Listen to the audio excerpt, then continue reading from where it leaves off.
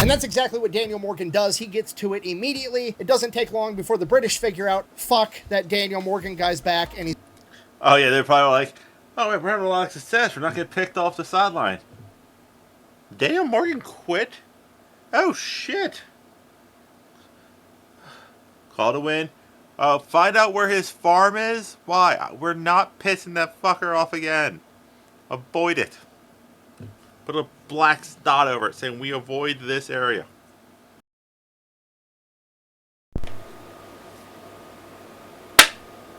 Bad clap. Bad clap. What's up, everybody? Celtic Scarecrow here for another reaction. Get those 10s and 20 views. Yeah, did not know what to react to, so let's go to a page that everybody likes. I thoroughly like. I haven't reacted to in a while, especially I haven't reacted as a VTuber yet. Primarily doing VTubing, and that is the Fat Electrician, which means, I don't have the shirt logo on here. Anyway, but yeah, today we are doing the most gangster general in American Revolution, Daniel Morgan. We all have heard of Daniel Morgan, but how gangster was he really? Going into this kind of blind. Don't really know that much about Daniel Morgan. Also, the link to the original video is down below, so if you do want to watch it without me pausing quite often, you do have that option. Whew, made a drink. Alright, let's flip over to here, and let's get to it. Martin, aka Mel Gibson's character in the movie The Patriot, is very, very loosely based on the culmination of about 5 different American Revolutionary fighters, like Andrew Pickens, Thomas Sumter, Elijah Clark, Francis Marion, the Swamp Fox, and this man. Today we're talking about the most gangster general of the American Revolutionary War, the undignified guerrilla, Daniel Morgan. During the...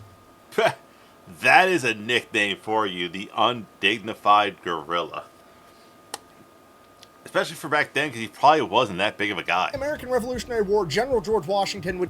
And yes, I know that's more a reference to guerrilla fighting, but still. Take all of the riflemen that none of his other officers wanted, put them into one unit called the Provisional Rifle Corps, and put them under the command of Daniel Morgan, a man whose battle tactics George Washington described as undignified. They quickly... That's war, baby. Quickly adopted the name Morgan's Riflemen and became known for their guerrilla warfare tactics of hiding in trees, picking off high-ranking officers, and disrupting enemy supply lines. According to General Horatio Gates, Morgan's Rifles was the American Army Corps that the British military feared the most. They are the... Yeah, because the British were still under the notions that we will battle like gentlemen. We'll be in our bright red Viz shirts and coats. We'll all line up at a designated spot and we'll just fight it out. Because, honor.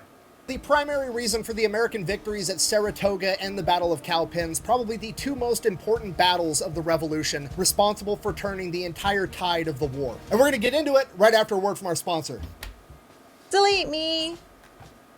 2, huh? Yeah. Also, good trigger discipline on Nick's wife. But then again, she probably does have it because they probably actually been shooting their whole lives. How do they do it in the movies? They don't. No, nobody does that in real life. Yes, they do. No, they don't. We'll talk to Keanu Reeves. That's a movie. Yeah, but he does it in real life. All right, just put him on the couch. Love you. The ad couch. This video is brought to you by Delete Me. Super straightforward business. You give them money, they turn around and they make sure the data brokers on the internet are not selling your personal information. Simply put, pretty much any time you go on the internet and you fill out your personal information and you check that little box that says, I agree to the terms of service, those terms more than likely mean that they're collecting your personal data. They turn around and they sell that data to data brokers, and then the data brokers sell it to whoever. The good news is these data brokers are legally required to get rid of your information and stop selling it if you ask them to. The hard part is figuring out which data brokers have your info and then filling out all the paperwork to get them to stop selling it. And that's where Delete Me comes in. Once you're using their service, they go through, they check all the data brokers for your personal information, and if they have it, they go ahead and they... Well, the data brokers that they know of. Let's be honest. They But fill still, out all the paperwork to have that information taken down automatically. After that, they continue to keep checking and rechecking all these data brokers in case they somehow acquire your information again and start selling it again and make sure that doesn't happen. So if privacy sounds pretty cool to you, go ahead and check out Delete Me. I'll have a link and a discount code down below. Let's get back to the video. because he doesn't, stop reactors from reacting, that's why I let him go. That's also why I have a link to his merch page down below, because, support him. Support my man. Go buy a shirt. Go buy a Fat Electrician shirt.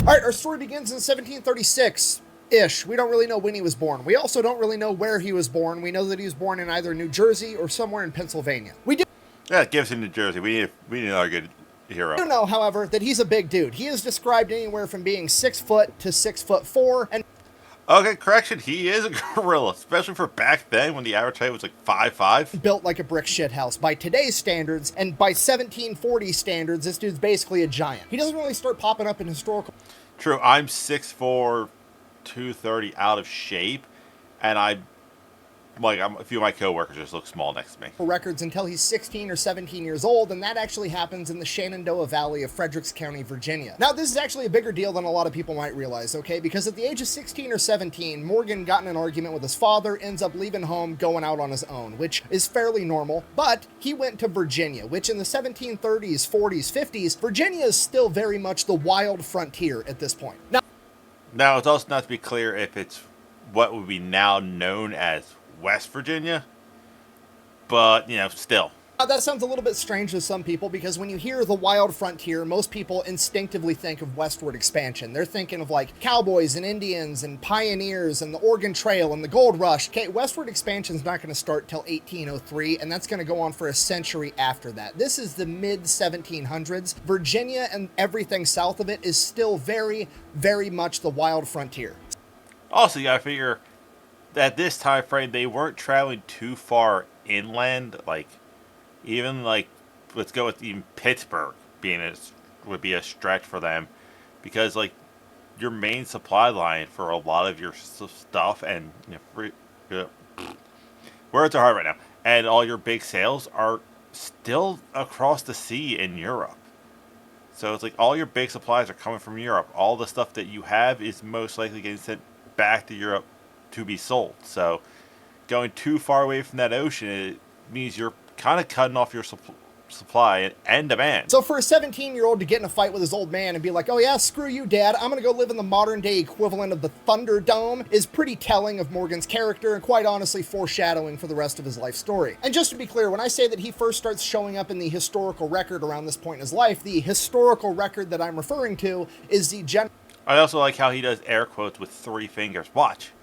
He does air quotes with his two middle and pointer finger and his thumb. The historical record around this point in his life, the historical record... See, a 3-finger quote. ...that I'm referring to is the general store credit line in Winchester, Virginia, where he pretty much exclusively bought alcohol and playing cards. But wait, there's more! And the Frederick County Court... Good scary movie reference. House records where he was repeatedly sued for assault, basically for getting in bar fights and beating the shit out of people. Now again, that's... Yeah, especially you gotta figure when you're the biggest guy around in any time frame, people like to tend to pick fights with you because, look, I can beat up this massive guy. The reality is that massive guy is just going to introduce you to the floor very quickly. Sounds pretty weird because usually you would get arrested for getting in a bar fight and beating the shit out of somebody, but remember, it's Virginia and it's the wild frontier, okay? They don't really have much law enforcement to speak of. Really, the only reason that there's court records is there's one day a month in colonial Virginia where they have the court day and they basically shut down the entire town. The whole town shows up to watch all of the legal proceedings for the entire month, and then whenever you have an issue with somebody, you just sue them in court. So yeah, it's pretty... Also, you probably figured back then there was not much to do in West Virginia besides, the stuff that you do nowadays, which is going on a hike and hunting. So it's like that was probably vastly entertaining. hard to get arrested on Wild Frontier. I mean, you basically got to murder somebody, and even then, it's like, was he asking for it? What happened? Well, first of all, Your Honor, this motherfucker was going 5 miles an hour below the speed limit in the left lane of the Oregon Trail, which is outrageous because everybody knows the left lane is for crime. Yeah. That's even here in New Jersey. Far left, if the cops get you, that the cops thing. The middle lane, you kind of want to go slightly above. right lane. You just want to do the speed limit, or you're getting off. And we finally get into town. I'm late because he won't get his wagon out of my way. He comes up to a red light, and then he just sits there. There's no traffic. He's turning right and doesn't go right on a red. He sits there and he waits till a green, at which point I got out, I beat the shit out of him. I don't know what happened. He fell down, he turned blue, and now here we are. To which the judge is probably like, yeah, we're definitely better off without that guy. Innocent, free to go. Buh! There was no left lane in the Oregon Trail, and there was no stoplights in colonial Virginia in the 1700s. Buh!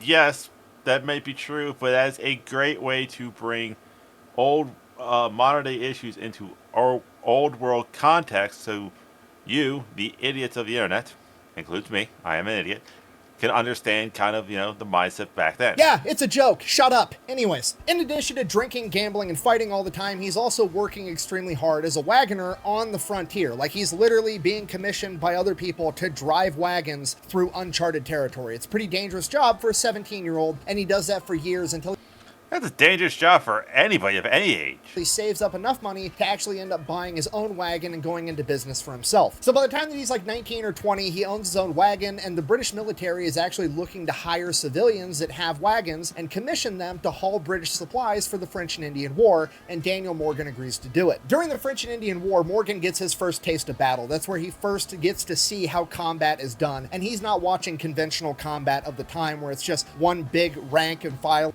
Oh yeah, you definitely think those Native Americans, they were pure guerrilla tactics. Also, if they actually wanted to, kick the crap out of us way back when, they had the advantage. Muskets were not that accurate, and it took forever to load. Also, not much stopping power on a musket. As long as you don't hide behind a tree well enough, wait for them to shoot and just unleash arrows. Of the military walking up to another one, pointing guns at each other and shooting. No, this is a lot of Native American combat where the Native Americans are using what we would define today as guerrilla tactics, where they're simply just fighting to win, not fighting to maintain their honor or whatever silly shit the British believe in. Now, despite the Yeah, British still believe in some silly shit.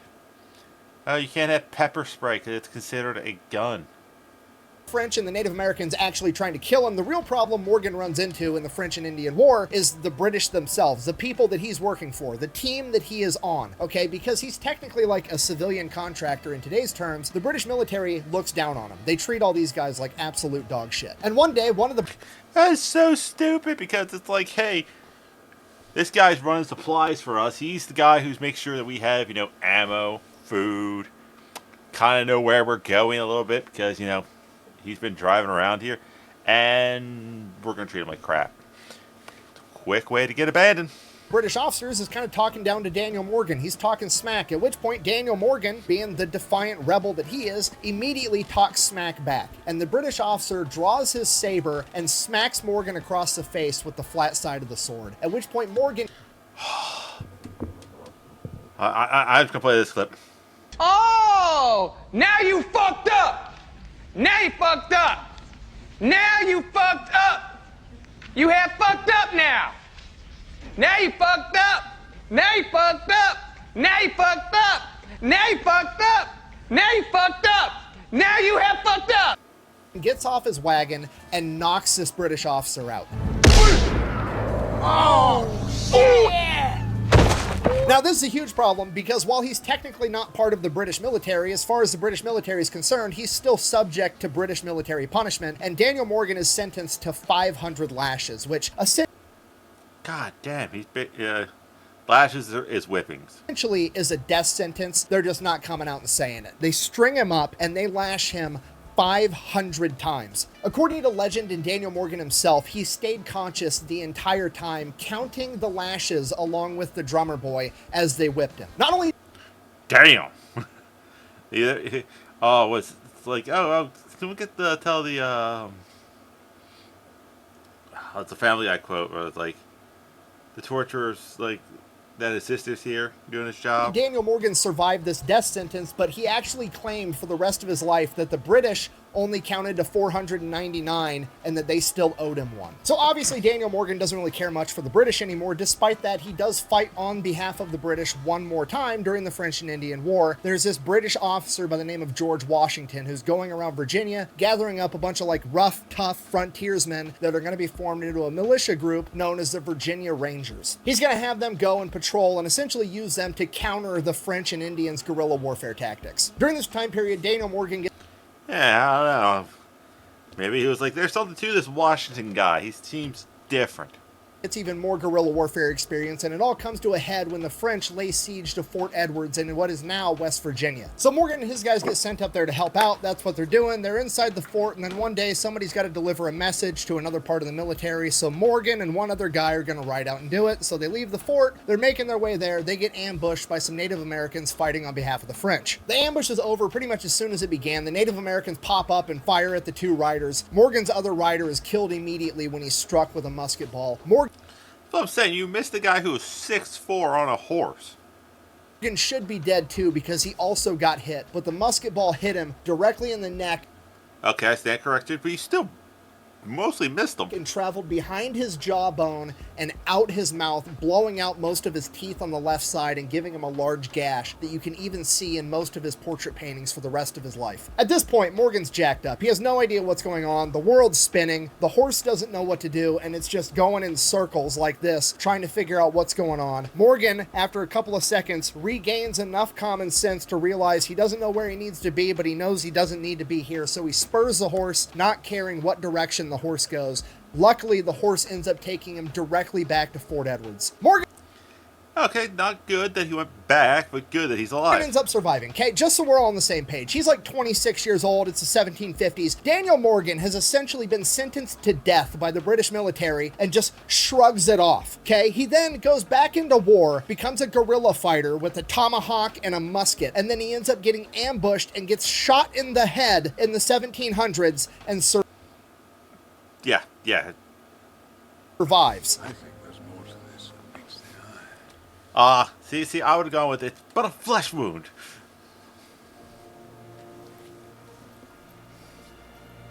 And then he just goes back to living on the frontier like nothing even happened. That's literally what he does. He goes back to Frederick County, Virginia, and just picks up right where he left off, drinking, gambling, and fighting people all the time.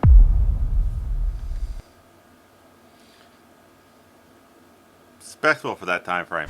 So Daniel Morgan's back in Frederick County, Kentucky. Really the only historical record we have of him at this point, again, is the court records and the general store records out of Winchester. Same thing. He's getting in bar fights. He's drinking. He's gambling. He's doing what he does, okay? Now, despite what I said earlier about being... Oh, he has so much more trash talk now. It's like, what, you think you're going to beat the crap out of me? The British whipped me 499 times. The natives shot me in the face. What are you going to do? Being very hard to get arrested in Virginia in the 1700s, he does manage to do it on several occasions. In 1760, he actually steals a horse and a cart, and being a horse thief back then is kind of a big deal, so he does get arrested. Yeah, that's actually, they will send you to the gallows for that back then. Gets ordered to pay back the horse. And then the very next year, in 1761, he gets arrested again because he burns down the tobacco shack of a man by the name of Jeremiah Wood. Now, I don't know the circumstances that led up to this happening. I'm going to say the guy deserved it. Just saying. I think he did something to piss him off, But it did happen, and Daniel Morgan proves to be the main character yet again because Daniel Morgan goes into court and pleads guilty. He walks in front of a judge and a jury, and he's like, yeah, I did that. And the judge and the jury are like, I don't believe you. You're innocent. And Morgan's just like, dope. All right. Then a couple years after that, in 1763, he apparently changes it up and starts looking for a wife because according to the Winchester General Store Ledger, there was approximately 3 women all using Daniel Morgan's credit line to buy lingerie, chocolates, and other small items. 3. Damn. And by the next year, 1764, that number had dwindled down to just 1, a lady by the name of Abigail Curry, who would go on to become his wife, and they would have 2 daughters, Nancy and Betsy. Okay, Now, this is just kind of proof that something you see a lot. The most macho men all have daughters. Like, look at how many football players and pro wrestlers and people throughout history that, like, all these big, tough guys all daughters. What's important to understand about his wife Abigail is that, socially speaking, she's way out of Daniel Morgan's league. She is the daughter of a pretty wealthy farmer in the area, and that's a big deal because, like, how you get social status at this point in time is owning land, and her father... Land and military honors, basically, yeah. ...owns a ton of it, whereas Daniel Morgan is just like the bad boy horse thief with the scar on his face and the scars all over his back, and he's just this huge monster of a man. But simply bagging and marrying the rich girl wasn't enough for Daniel Morgan. He wanted to start climbing that social ladder, and the only way he could do that was to become a landowner. The problem is, he made more money running his wagon than he ever would be able to as a farmer, but he ends up buying land anyways, just for the social aspect of getting to say that he's a landowner. Yeah, also having a place you just claim as your own, it's also great. So that he can start working his way up that social ladder, even if it ends up costing him money in the long run. And the reason I bring this up is because it's going to be important to understand that Daniel Morgan has this chip on his shoulder for the rest of his life, okay? He's not some wealthy aristocrat. He doesn't come from a good family. He's, socially speaking, at the bottom of the totem pole. This is one of those also pull yourselves up by your bootstraps tales, apparently.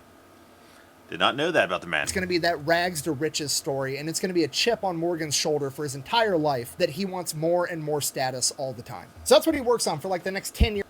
Well, yeah, because you also got to figure her father was like, you're not going to be good enough for my daughter type mentality because, like, I'm a wealthy landowner and you're the, like he said, town drunk, so he probably also had to prove himself to his, father-in-law. Years of his life, getting more and more money, getting more and more land, becoming a bigger and bigger fixture in the community so that he gets that social respect. Then, by April 1775, the battles of Lexington and Concord, the shot heard around the world. America is now fighting a revolution against the British, and Daniel Morgan is all for it. Then, yeah, he already hates him. He's like, wait, time out. We're going to be our own country. Okay, cool. So I get to kick the British asses again? I'm in. And 2 months later, June 1775, the Continental Congress requests the formation of 10 rifle companies to go and help George Washington fight in Boston, and one of those rifle companies is to come from Frederick County, Virginia. So the Frederick County officials meet up, they're going to end up recruiting the 96 men that are going to comprise this rifle company, and then they have to decide who's going to be the officer to lead these men into battle. So Daniel Morgan volunteers, right? Why not? He already has battle experience, he has a ton of land, he's has issues with the British. Yeah, it makes sense. Already doesn't like the British. He wants to fight them anyways, and if he does it as an officer, it's going to raise his social status, so it's a win-win for Daniel Morgan. And the Frederick County officials are like, oh, Daniel Morgan, the 6'2" land-owning giant that's apparently unkillable, wants to lead our men into battle. Yeah. Also, they also should know how tough he is for the fact that, he's probably kicked most of their asses. You can have the job. Okay, a little bit of important context. I need you to understand, these guys are basically like militia. Like, if you think of Revolutionary War militia, that's what these guys look like. They're running around. They're a bunch of rough, tough Virginia frontiersmen. They've got Kentucky rifles. They don't have muskets. They've got tomahawks because most of them are French and Indian War veterans. They've got knives for scalping the enemies. They're running around in hunting shirts, not army uniforms. Yeah, it's basically equivalent to like a bunch of rednecks in modern day society with like their grandpa's shotgun. However, they're technically not militia because they are authorized and sanctioned by the Continental Congress, and they're allegedly going to be paid by the Continental Congress as well. Oh, that's this word. Allegedly. Yeah, he threw that out there. So, while they are functionally militia, they're technically part of the Continental Army. And the reason I bring this up at all is because Daniel Morgan is going to get a lot more notoriety as an officer of the Continental Army as opposed to a militia officer. Because of that, Daniel Morgan doesn't just want to do it, he's going to set a tone right out of the gate. There's 10 rifle companies getting sent up to Boston to help George Washington. He wants to be the first one there. So Daniel Morgan and his rifle company set... Good mentality, especially if you're coming from Virginia, which is just walking in horseback back then, so you figure... From my area of South Jersey to Boston, it's a roughly 6 hours drive, so it'd be probably somewhere around 8 from Virginia to Boston. With modern day tech, that's easily like a month. And they travel 23 miles a day on average for 21 days straight, covering 484 miles to Boston, and they are the first ones there by over a week. Okay, if you... God Damn. Yeah, that's a tone setter. That is definitely a tone setter. Never been in the military or ruck marched or anything. Traveling 23 miles a day for 21 days straight is fucking crazy. Just look at where you're at. Look at your local nearest highway. Look at the town that's roughly 23, 25 miles away. Could you walk that in a day? Okay? That's the equivalent of running a marathon and then some every single day, except you also have all of the stuff that you need to live on your back as well. You're carrying a gun, you have all your clothes, all your ammunition, food, the whole shebang, and you're carrying it the entire time. It's crazy. Yeah, I was going to think that it's back in 1776 where everything's like made of heavy cotton. And so it's a lot of thick materials. Who's gonna carry the boats? So is making it to Boston in 21 days and not losing a single man impressive? Absolutely. Does it make Daniel Morgan look good? Absolutely. Does it violate the cardinal rule in the military of never be the first one to do anything?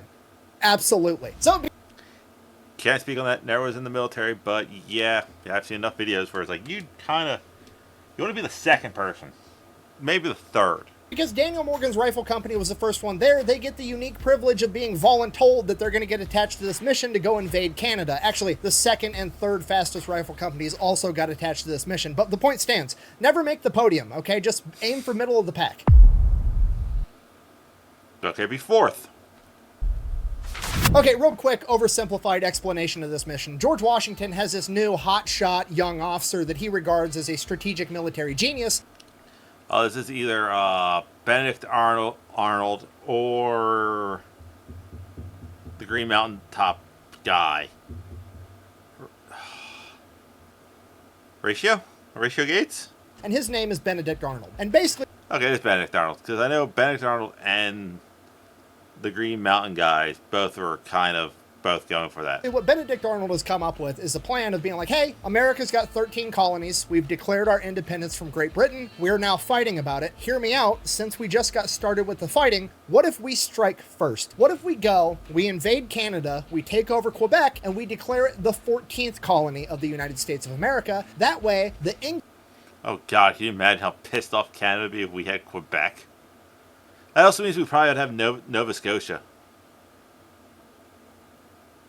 English, rather than trying to fight the 13 colonies, is immediately focused on fighting the 14th colony to reclaim what we most recently took, and then we can divert all of our resources there and duke it out away from home. In addition to that, it's also going to put the British in the new mindset That's also not a bad mentality to have right there. of, oh shit, we're the ones playing defense. We're not playing offense. We need to defend all of our other areas touching the 13 colonies so they don't attack those as well. So honestly, it's a really good plan. And then reality sets in and it is pretty much a shit show like the entire time.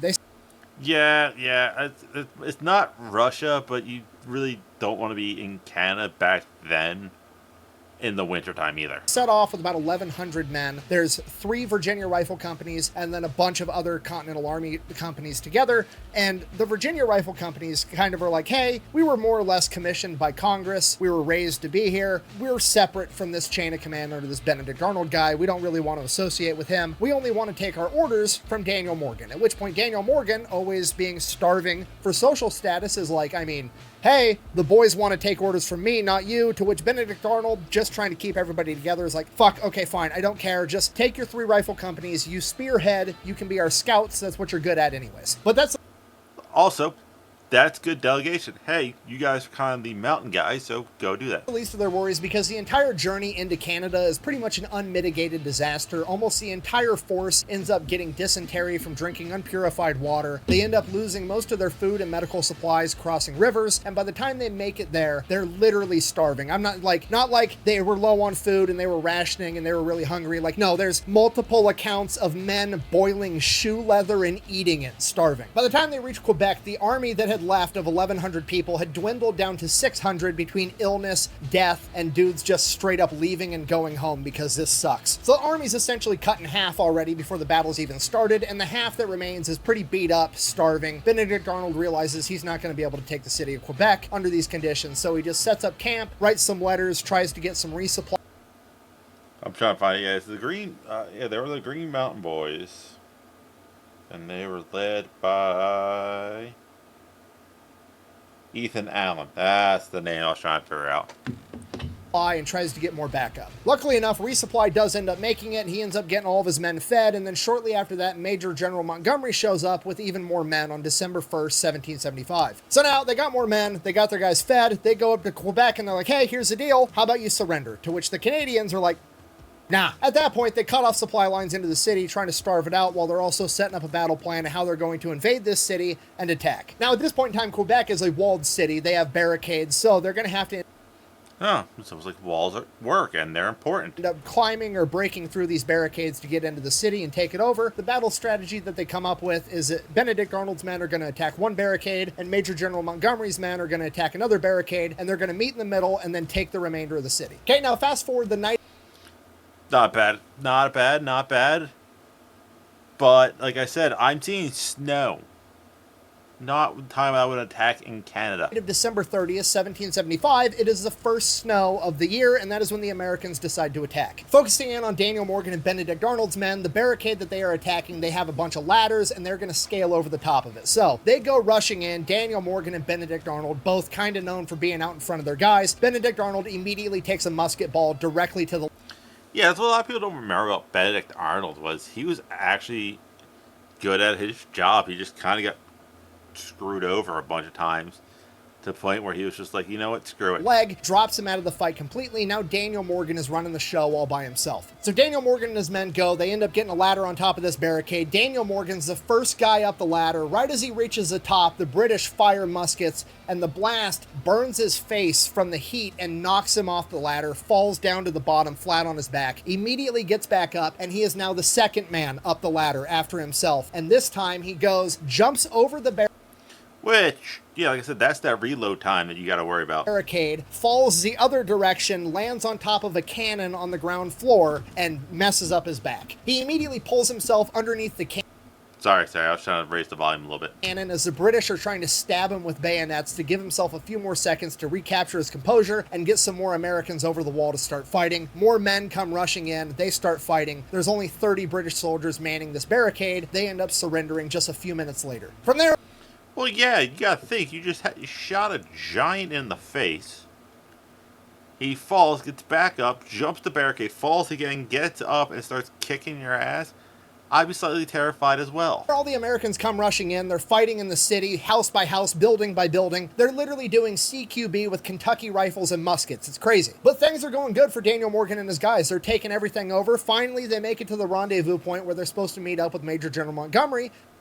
We're going to guess, not there. And he's not there yet. But all the Got it! other officers on the mission, primarily the ones that were working under Benedict Arnold, are like, actually, I think that we should stay here and follow orders and, do what we were told because, I don't think we have enough guys to be able to secure all the prisoners that we've taken while also advancing on the city and blah, blah, blah, blah, blah. So Bureaucracy. Fight and conquer. Fight and conquer. Daniel Morgan's kind of outvoted and he doesn't want to, put this huge rift between the forces. So he's like, fuck it, fine. I guess we'll sit here on our hands for a couple minutes, and a couple minutes turns into a couple hours, and then it turns into half the day as they're just sitting here waiting for Major General Morgan and his guys to show up. What they don't know at the time is that Major General Morgan and his guys, when they launched their attack on their barricade, Major General Morgan was shot and killed on the spot, forcing them to pull back, at which point his second and third in command launched a second attack, and his second and third in command also died, and then the third and fourth in command are like, fuck this, we're going home. They're not... Yeah, but I'll say, how many people down the line are really going to be, willing to run at this? not coming at all. No, no, no, no. Hell no. So Morgan and his guys are just chilling in some buildings and houses trying to stay out of the storm. And then eventually they notice that, oh, hey, that barricade that we took over earlier it's shut now. And there's guys with red coats at the top of it. Did we not leave guards on the entryway that we took over? No, we didn't? Fuck. Daniel Morgan is now beyond pissed. He knew he should have been sitting there waiting for backup to come, and he should have just kept pressing forward. He would have taken over the entire city by now, but he went against his instinct to listen to everybody else, and now it has shot them in the foot. Yeah, 'cause now they're trapped inside a barricade city in a snowstorm with limited ammo. Grabs his men, and they all go marching back to the original barricade. As they come marching up, a British naval officer walks out on top of the barricade. He opens the door, him and some guards come out, and this naval officer that allegedly has the name Anderson yells down to Morgan and his men, "Surrender your arms," to which Morgan immediately shoulders his Kentucky rifle and shoots that guy directly in the face.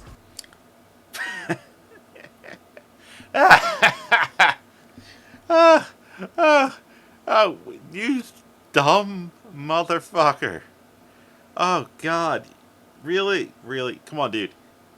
How do you think they got there? And you're going to be like, okay, I know you kicked the crap out of us, my friend there, but I'm going to be the one to beat you up. It's like the third guy that the bouncer knocks out after watching the first two guys get knocked out.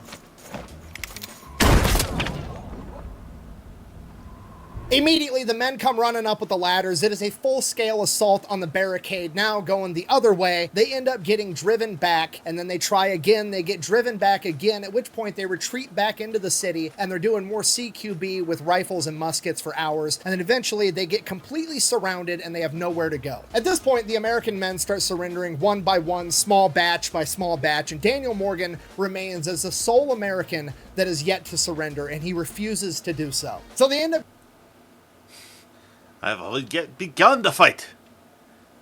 Also, yeah, little to the end. Well, not the end because, we're not even halfway through. We're about halfway through this video. getting Daniel Morgan separated from all the other Americans, and they have him surrounded, and they get him backed up to a wall. Just a bunch of British troops with muskets and bayonets all pointed at Daniel Morgan. Daniel Morgan's standing there with his saber, refusing to surrender. The British are like, "Put down your sword," and he's like, "Which one of you is gonna come take it from me?" And remember, Daniel Morgan's like a 6'2" giant with a sword, basically being like, "Who's man enough to come get it?" And the British guys are like, "I have no idea what to do. If I hate to say this as an American, shoot him!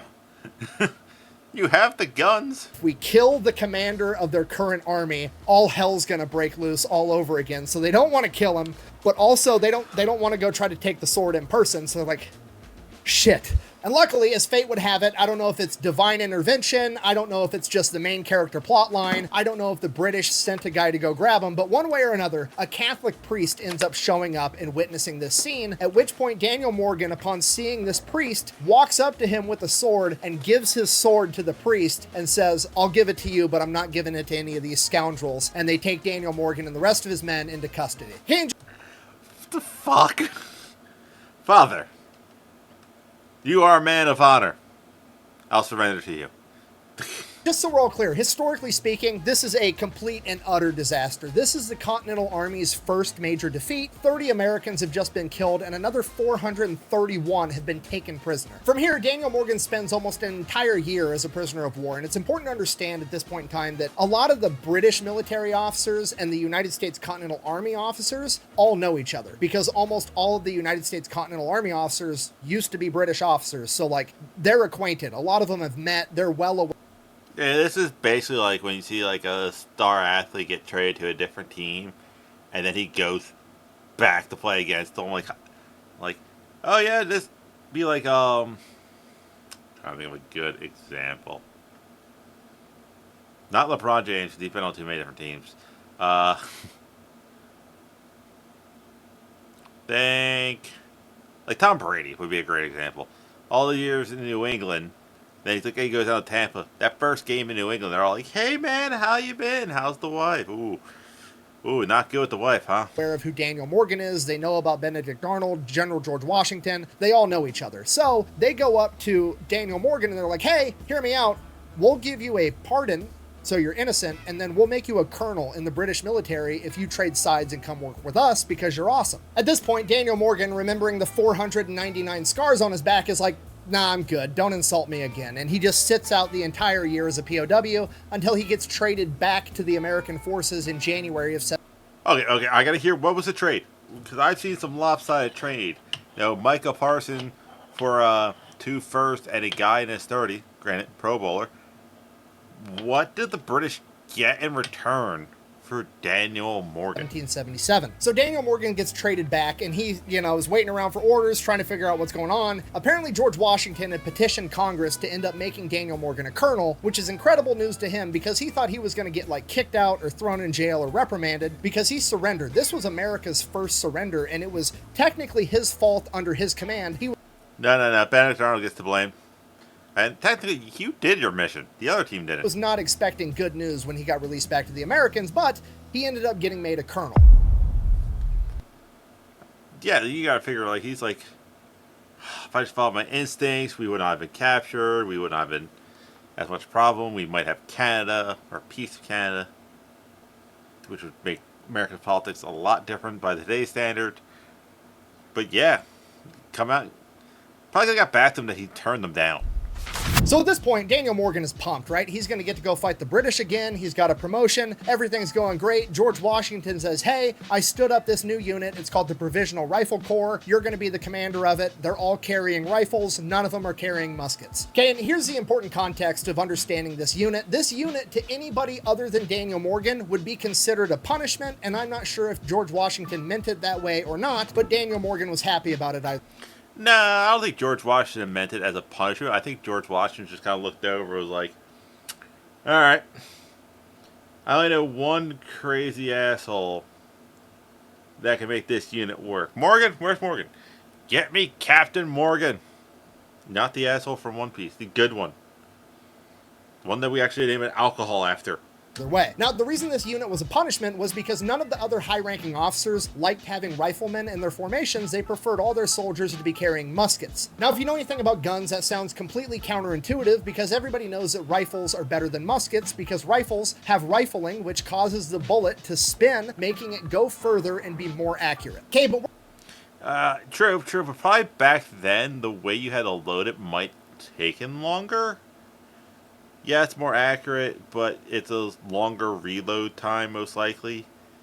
So we're looking at this with the benefit of hindsight. We understand what firearms are going to evolve into and what battle doctrine is going to evolve into. That hasn't really been designed or figured out yet. So the common battle doctrine of the day is to have your men march in a very tight formation, shoulder to shoulder, up to another group of guys standing shoulder to shoulder. Kind of aim your musket in their general direction, pull the trigger, reload as fast as you can, and pull the trigger again until all the bad guys are gone. And if that's God, it also sounds like I think it's one of those things that's yes, you gotta fight with honor and dignity. I would have been that person why are we lining up next to these guys? I want cover. Can I at least dig a hole to hide in as I'm shooting?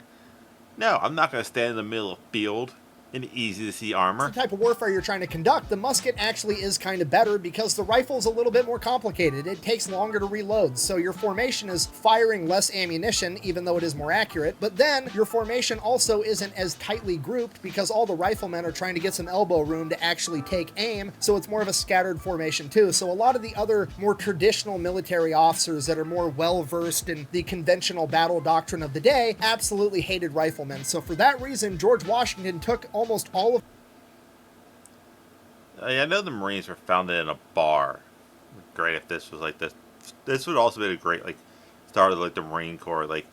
That's their whole thing is every one of us is a rifleman. That he had, stuck him in one unit, and then gave him to Daniel Morgan. Upon assuming command of the Provisional Rifle Corps, Daniel Morgan also gets orders directly from George Washington himself, and in those orders it says, and I quote, oh God, he has a full quote. Whenever he pulls out his phone or a notepad, it's some crazy level of bullshit that doesn't sound real. The approach of the enemy in that quarter has made a further reinforcement necessary, and I know of no other corps so likely to check their progress in proportion to its number than that under your command. I have great dependence upon you. Okay, I'm going to say that again, but slower. Check their progress in proportion to your number, okay? That's George Washington, fancy officer You're going in outnumbered, but I think you can kick the shit out of them. Speak for, hey, Daniel Morgan, that undignified guerrilla warfare stuff that you do, go do more of it. Okay, if you're not picking up what I'm putting down... I will not judge you. I will judge you on paper, but I will gladly take the results. I'm trying to tell you that George Washington himself has just pulled the pin on the fuckery grenade that is Daniel Morgan and the Provisional Rifle Corps and thrown it at the British with no orders other than go win. God, it's almost like we heard the same thing about another crazy guy. Yeah, Jake McNasty McNeed. Oh, this is a guy who just a bad attitude and fuckery written all over him. We get to finally throw him at the Nazis. Like in Washington was like, you're gonna be the lead. You're gonna be the first of your kind in America. From here, Daniel Morgan and the Provisional Rifle Corps go on a guerrilla warfare rampage, shutting down supply lines, picking off officers, doing absolutely everything they can to hamper. Like, look how dumb these guys look. They're not like scouting around. They're in bright red in the middle of the day in brown and green. The British war machine. Okay, and just so we're on the same page, because I really need you to understand this, it's the big takeaway from the video, okay? In the pop culture zeitgeist about the American Revolutionary War, there's something called the American Rifleman myth, and that's basically the pop culture movie Hollywood understanding that America won the Revolutionary War because all of the Americans, the Continental Military, the militias, absolutely everybody, was a bunch of riflemen hiding in the tree line, picking off the British one at a time. Good number of that, and like the more successful generals did that, but no, because still back then you still had a lot of officers that were like, no, we may not like the British, but we are gentlemen like the British. So it's like, yeah, a good no. That's probably the main reason why we kind of won. Not a lot of people implement that strategy. It's not necessarily true by any stretch of the imagination. The Continental Military of the United States, in large, fought exactly like the British fought. They got in formations, they marched right up with muskets, stood there, and fired at each other. So the American Rifleman myth, or the pop culture understanding of the Revolutionary War that everybody was a rifleman hiding in the tree line, is actually heavily influenced by the militias. You know, people like Francis Marion, the Swamp Fox, doing what he was doing down in South Carolina. But more so, it comes from Daniel Morgan and Morgan's rifles. As I said, the more successful guys were using that tactic. But yeah, the vast majority of battles in America were same as the British style, just in blue. Okay, and the key and very important difference here is that the militias are just that. They're militias. It's literally a bunch of dudes from one area that got together and are like, hey, I don't like these dudes in the red coats. Let's go do something about it. And they're not expected to necessarily fight by the rules of warfare. They're just a bunch of civilians that took up arms and went to go fight. I'll be killing me some red coats. Brave kid. Oh, there actually is a story about some kid that's technically a drummer boy in the, I think it was in the Civil War, end up with a actual kill to his name, and then was also fought in like World War I. I believe you would. In contrast to that, the Provisional Rifle Corps is part of the Continental Army. The men that comprise it are not a bunch of farmers that grabbed their musket from over the fireplace and went to war. No, these Well, they probably were, but they're at least trained and paid to war. are professional soldiers that have been trained how to fight in warfare, and then they got grouped together and sent out to conduct asymmetrical warfare against the enemy. In a lot of ways, Morgan's rifles are America's first special forces unit. Spartan! What is your profession? And because It's really not a profession. That's just them going, hoof. Their profession is grunting? Okay. Because of this, Morgan's Rifles gains a lot of notoriety and, honestly, a lot of hatred from the British because it's a completely different tone, right? When the militia behaves this way, that's one thing. They're the irregular, non-professional fighting force that just took up arms. They're going to do whatever they're going to do. They don't really have any oversight. But when Morgan's Rifles, an official part of the Continental Army, the professional military, behaves this way, it sends the message to the British of like, hey, we're in this to win no matter what. We're going to get it done. Okay. Yeah, because you also got to figure for the British, this is the exact same tactic that the French and the Native Americans were using, which, according to the British, are both just savages. So they're probably like, wait a second, they're stooping to this level of propriety? We thought the Americans at least had class. They were pretty much British light. You know, like they were Diet Coke or something, but no. They just trying to be Pepsi. If you're not picking up what I'm putting down, I'm trying to tell you that Daniel Morgan and the Provisional Rifle Corps are a huge part of the reason that America has the attitude towards warfare that it does. That if you're not cheating, you're not trying, and it's never a war crime the first time, especially if you win. True. It's like, That even goes with sports. It's like granted, cheating in sports depends on the degree of cheating.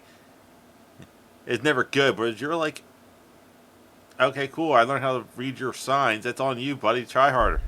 The guerrilla warfare goes on for a couple of months, and then by September of 1777, the British have sent down an army under the command of General Burgoyne to go south and General, what? cut the American colonies essentially in half, which will divide the two, and they will divide and conquer, surely leading to a British victory. This Yeah, it would have. It definitely would have. absolutely cannot happen, so Horatio Gates and Daniel Morgan are going to go stop him at a place called Saratoga. And right out of the gate, Morgan and his riflemen go out and ensure that the Americans are winning before the battle even starts. They begin harassing the British, and on top of that, and more importantly, they end up taking out all the British scouts before they can report back on what the terrain of this battlefield even looks like. So, Oh, that is crucial. There's no satellites. There's no, like, planes to go scout. You just literally send a guy out to be like, alright, cool, about, 1 football field length, there's a hill. We can use that for some good coverage, but out on the other side of the hill, it kind of flattens back out, which is not really a good thing. when the battle does start, the Americans are going to have an understanding of the terrain, and the British are not, giving the Americans a huge advantage. Because of this, when the battle does finally kick off at a place called Freeman's Farm, the most forward British unit, being led by General Simon Fraser, directly tries to attack Morgan's riflemen. And it is That's bold strategy. Cotton, let's see if it pays off. on paper a British victory. Essentially what ends up happening is Morgan's riflemen managed to pick off almost all of the officers in his entire unit and like 75% of the artillerymen, and then they just run back into the woods and retreat. But Yeah, by the standard of the day, if you're the one who is still there, you won, which is good for the British. Like, we've won this victory. Yeah, but your K to D ratio is god awful. the British did end up taking the land that Morgan's men were defending, so they won the battle. Then, like a week later at the next major engagement, Daniel Morgan sees General Simon Fraser riding into battle on his horse, orders one of his men to scale a tree and take out this general. He does, the shot lands, General Simon Fraser is killed. This is a humongous hit to the British military. According to myth, this shot was taken by the legendary American rifleman Timothy Murphy. However, a lot I'm going to take his word that he's legendary, but of historians have come out and said that they have no evidence to even believe that he was on this battlefield at all, let alone being the man that took the shot that killed General Fraser. However, we do know for sure that it was one of Daniel Morgan's men. While Morgan and his men are picking people off from the woodline, General Horatio Gates and Benedict Arnold take control of the conventional forces, lead them into battle, and start taking the fight to the British. And they see, like, that's kind of the smarter tactic to go with, is you have, like, your conventional army that's going to fight them head up, but then you have the guys who are on the outskirts. It's like the flanking. Would it be like the, not as much cavalry, because cavalry was really undefeated, but it's kind of like the, I just can't think of a good reference. Yeah, I got nothing there. actually start winning. And then at some point, Morgan's men get eyes on General Burgoyne, and they start trying to pick him off as well. So General Burgoyne is standing there watching his superior British military falter as he's taking gunfire directly. Morgan's men end up hitting his horse. They get a round that goes through his jacket, barely missing him, and then another round hits his hat, somehow. Yeah, so it's not bad aiming there. They're at least, 100 yards away, minimum. 50 yards away, minimum. And you figure it's a gun from that time frame. Missing him as well. At this point, General Burgoyne is like, fuck this, we gotta fall back. So the British fall back, they consolidate their position, they're trying to figure out what to do. General Burgoyne comes to the conclusion he's just gonna have to retreat from this battlefield. So he sends out scouts to start figuring out where the fuck all the Americans are, because remember, Morgan and his men were taking out all the scouts, so they don't know the battlefield, they don't know where the Americans are, they're trying to find a route to get out of this fight. Unfortunately, I bet you the Americans already thought of that and going, what if we make it seem like there's one safe route, and when they get there, just mow them down. And at the same time, Morgan and his riflemen sneak around the backside of the British, and they're able to pick off all of these scouts looking for an escape route, meaning that Burgoyne interprets this as he is completely surrounded and he is forced to surrender. Okay, this is arguably the most important. a flank. With the flank maneuver, but again, it is one of those things where psychological warfare, especially back then, it was major. Important victory in American history, because America winning at Saratoga is the first time that the Americans beat an actual British army in its entirety on the battlefield and forced them to surrender. This is the reason that the French felt compelled to back the United States as a whole and go. Yeah, unfortunately for the French, it didn't end up good for them. It ended up bad short term, good long term, but then again, not that good right now in France. Against the British in the first place, agreeing to send reinforcements. If it wasn't for Saratoga, the French would have never have helped, and America would have never become its own country. And while not all of the credit for this victory goes to Daniel Morgan and his riflemen, a disproportionate amount of it does. And this is... Yeah, you figure you got... God, they made the British extra pale and white. But yeah, you gotta figure... Psychologically, losing leader after leader, thanks to the riflemen, and then feeling like you're surrounded and you have no idea where you're at, yeah, that's at least a good 75% of the credit. Why the commemorative painting of the Battle of Saratoga, the surrender of General Burgoyne, shows General Burgoyne surrendering to General Horatio Gates, with Daniel Morgan pretty much up front and center, being a giant compared to everybody else, dressed in all white. Don't you know you're not supposed to wear white after Labor Day? That was the Dukes of Hazzard movie. Not a bad version of it. I quit. Ooh, I don't know what this means. After the Battle of Saratoga, Morgan and his riflemen go back up north to help General George Washington. They don't really partake in any major battles. Instead, George Washington just kind of lets them off the leash to go conduct and carry out guerrilla warfare against the British wherever they can. This takes place all throughout 1778, primarily around New Jersey. And while all that's going on... Jersey! Hey, just remember, it's thanks to Jersey women that slowed down what would seemingly be basically Germans, Haitians back then, on Christmas.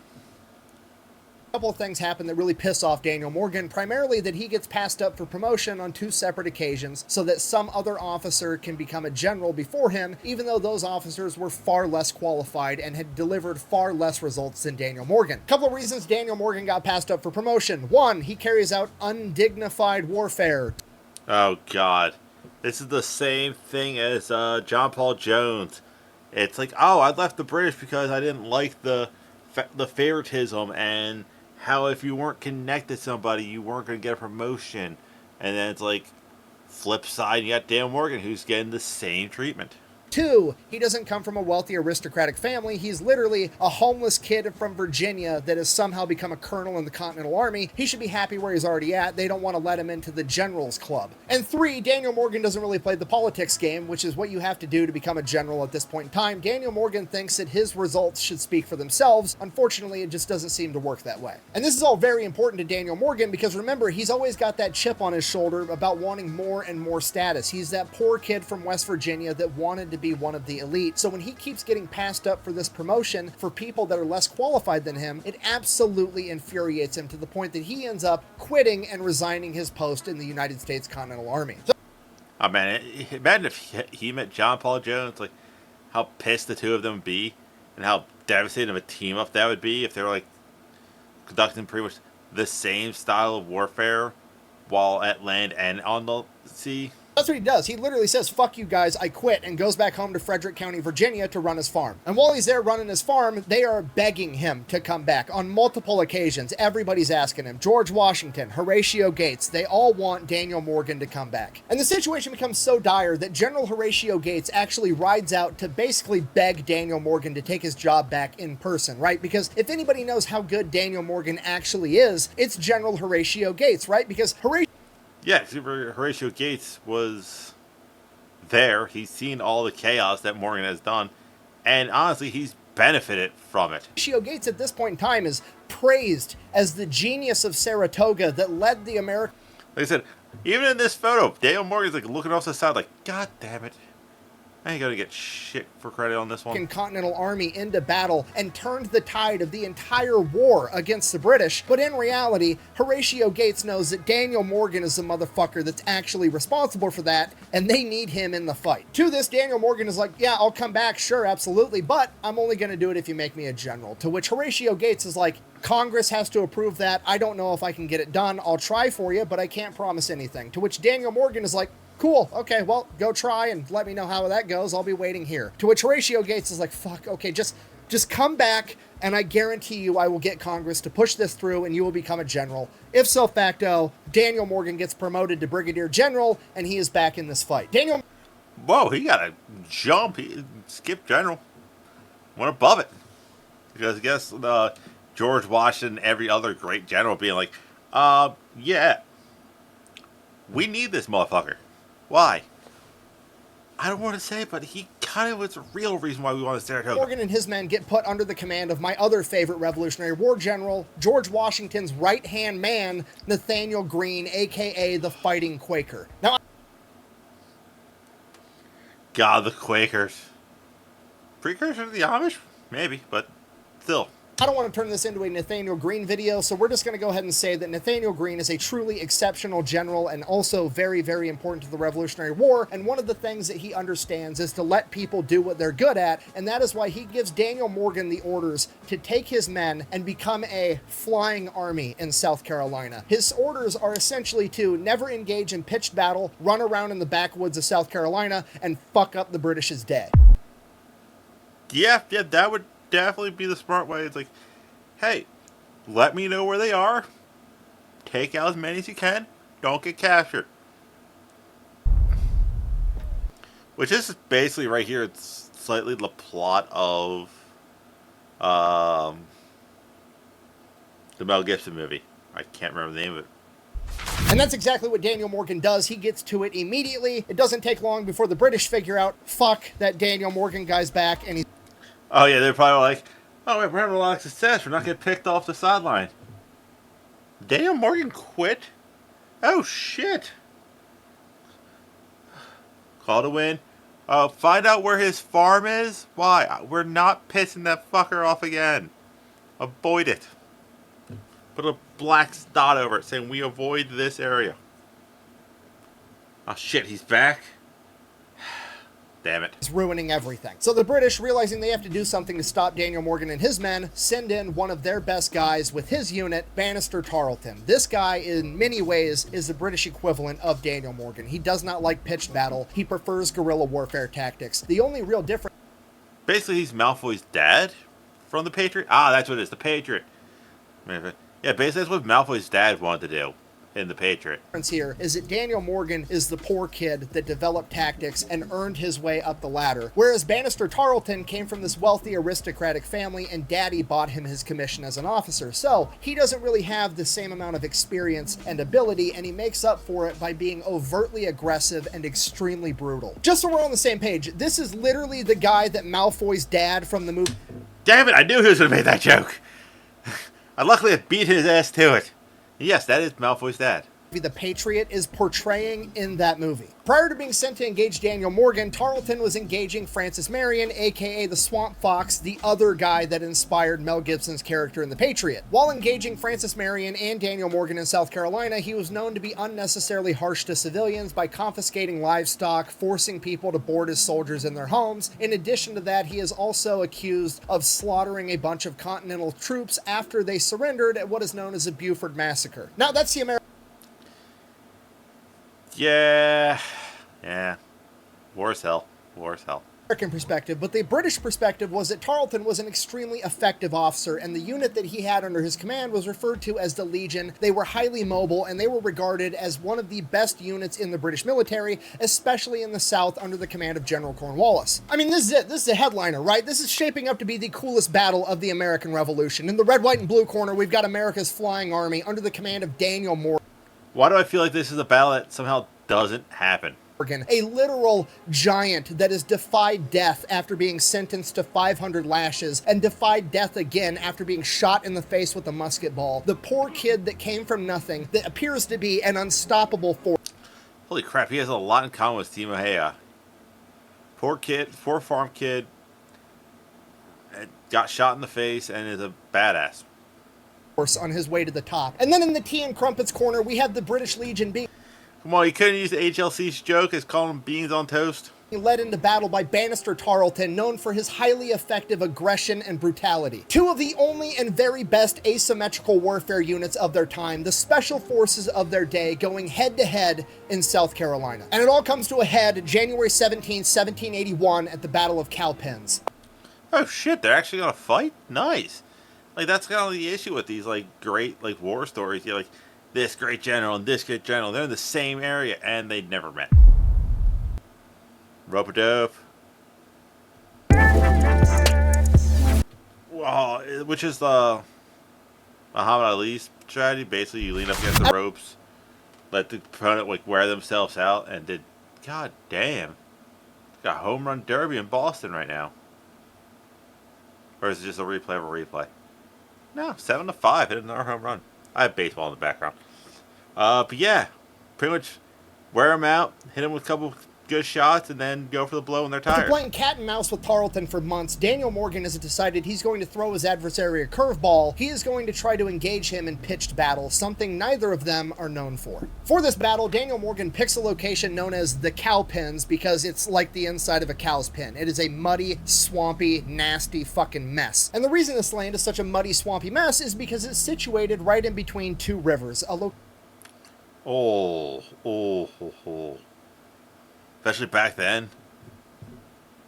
Not even two, more or less three.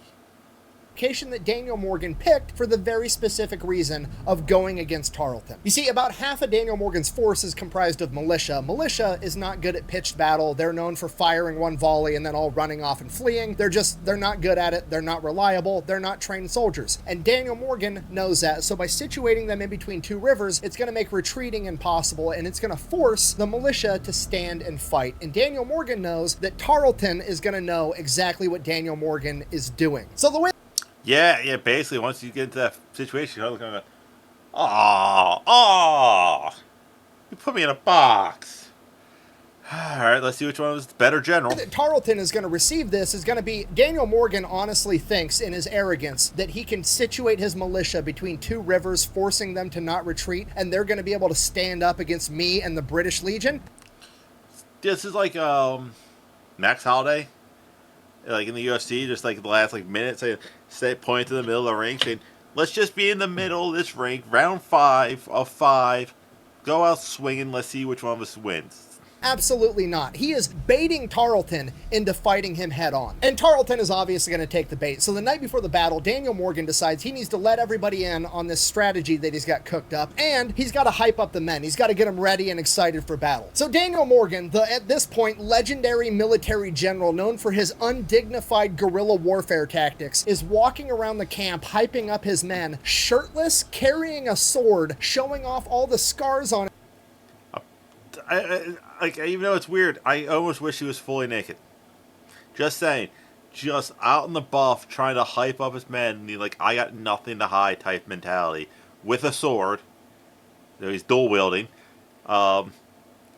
And just being like, trying to hype these guys up. Back, telling his men, we're fucking up the British tomorrow. Bear in mind, this dude is 6'2". He's essentially a giant among men, and he's walking around with all the scars proving that he's defied death multiple times, telling his guys we're gonna win. And I will make sure that this never happens to anyone else again. Okay.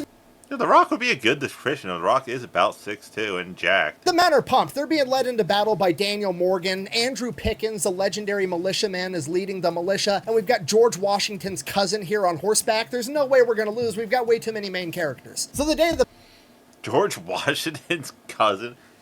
Oh god, why do I feel like this is going to end badly, though? Battle, they're pumped. They're ready to go. They get into the formation exactly how Daniel Morgan told them to. And as Tarleton's forces come up, Tarleton realizes that Daniel Morgan, either in an incredible display of stupidity or arrogance, has stuck his militia in the center of his formation. Unless I'm dreaming, I believe I see militia forming at their center.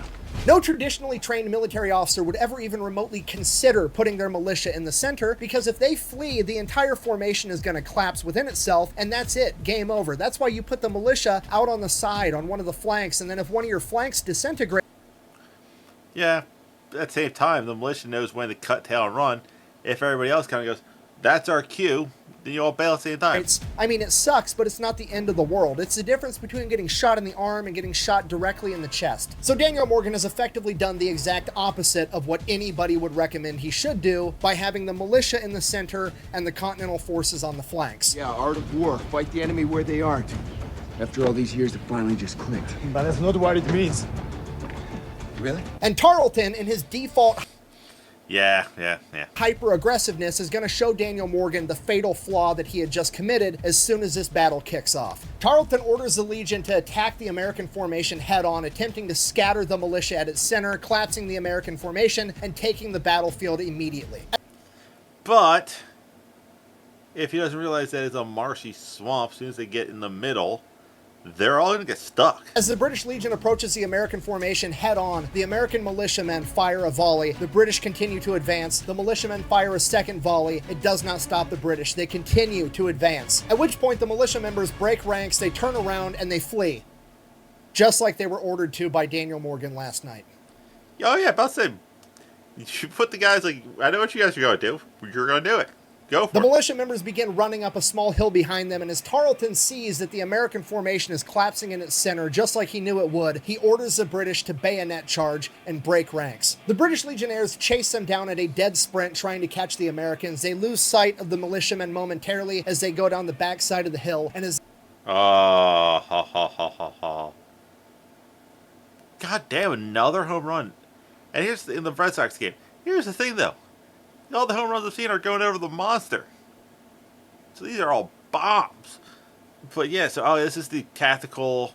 I'm going to send out a good show of force, like, good 40% of my men to go in and lure everybody back, get these guys tired, out of rank, and then to the last 60% and just get the crap out the of them. Legionnaires reach the top of the hill, they have the biggest oh fuck moment in the American Revolution. What the now out of ranks, out of formation horde of British soldiers see is that the American militiamen are now reformed up with an additional 600 Continental soldiers formed up directly behind them in what is now a massive wall of musket fire as the original flanks of the formation turn and box them in, and William Washington's dragoons pull up on the rear side of the battlefield, boxing them in entirely.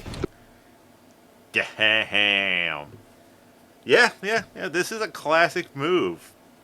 Did that go the way you thought it was going to go? Nope. The Americans open fire with one humongous volley before launching a counter-bayonet charge and crushing the British Legion in a matter of minutes. Over 86% Yeah, basically it's the battle from the Mel Gibson movie, The Patriot. of the entire military force has been killed or captured. If the Battle of Saratoga wasn't the most pivotal moment in the Revolutionary War, the Battle of Cowpens was. Daniel Morgan has effectively just hit the British Empire with the rope-a-dope. Bannister Tarleton did end up getting away, but with his legion effectively obliterated, the British military was essentially crippled and would never recover. After the Battle of Cowpens, Yeah, basically it's like, oh crap, our hotshot failed us. Shit. And they're getting smarter? This isn't good. General Nathaniel Greene would confront General Cornwallis utilizing the exact same tactic that General Morgan had created, and it was effective yet again, forcing Cornwallis to fall back to Yorktown, where he would remain. I'll say, I think this is in oversimplified history. I think they have Daniel Morgan and Greene doing like cartwheels backwards. Until the French showed up in Chesapeake Bay, laying siege to Yorktown, effectively ending the American Revolutionary War with America the victor. Fuck yeah! Chapter 1776. Daniel Morgan would return back home, his body effectively worn out. He would be riddled with chronic illness and chronic pain for the remainder of his life.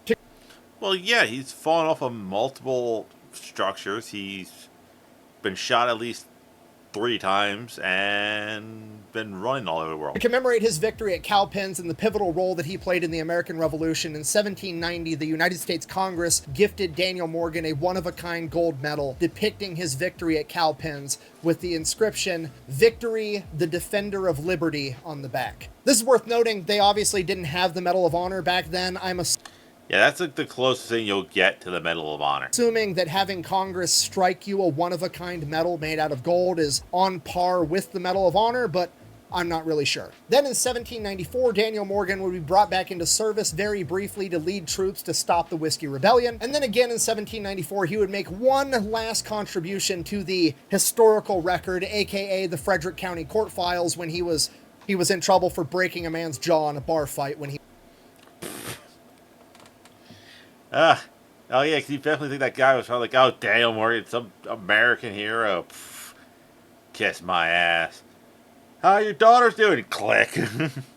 He was 59 years old. He would then get to go back home, live out the rest of his life with his wife Abigail before passing away in 1802. And that is the story of America's most gangster general from the Revolutionary War, the undignified guerrilla, Daniel Morgan. Thank you for watching. Best way to support the channel is go buy some merch over at thefatelectrician.com. Quack bang, out. And a last little thing. Undignified gorilla is 1,000% going on a shirt. I will take that shirt because it's like like I said, I'm 6'4", 230. I'm slightly out of shape, but it's like if I start working out and I get big, that would be such a great shirt. Like you said, that's a great shirt. That's a great story. Of course it is. It's by the Fat Electrician. If you want me to do a different Fat Electrician video, let me know in the comment section. I do have a playlist. A lot of them has my goofy mug on it in it because I just recently switched to primary VTube, and that way I can wear more green and don't have to worry about not looking all sweaty and whatnot. But yeah, so basically, Daniel Morgan was ahead of his time with the idea of battle, basically being like, why are we doing it the simple way? Why can't we do it smart and being like, hey, I'm not going to line up in a row. Why would I line up in a row? It makes it easier to hit me. You see how big I am now? But yes, that's it. Go check out the Fat Electrician. Go check out the Unsubscribed Podcast. If you have Pepperbox, I'm not sure how much different his videos would be on Pepperbox. I would be a kind of a smart move for the Fat Electrician to do, like, have his editor, put a quack in every time he curses on the YouTube versions, but have the fully uncensored version on Pepperbox. That way, history teacher can actually say it, whatnot. But yeah, like I said, I have the link to his merch page down below, just because he doesn't go after copyright claims. So, but that's it. Go check his stuff out. I'll see you weird people tomorrow for a no, there's a football video on the main channel. Quarterbacks that have to prove themselves this year, or make it or break it year for a certain number of quarterbacks. I haven't decided how many. And tomorrow on the main channel will be Week 1 NFL predictions. Till then, I'll see you people later.